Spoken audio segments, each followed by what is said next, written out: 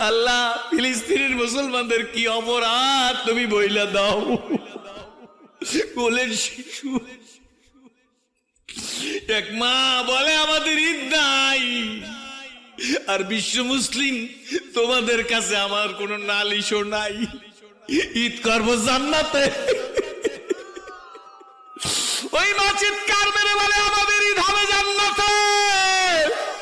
আমি ডানে তাকাইলে স্বামী পাই না, বামে তাকাইলে ছেলে পাই না, সামনে তাকাইলে ভাই পাই না।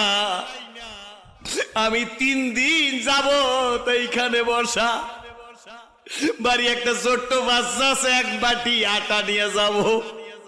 3 দিন আটা পাই নাই, আজ আমি বসছি।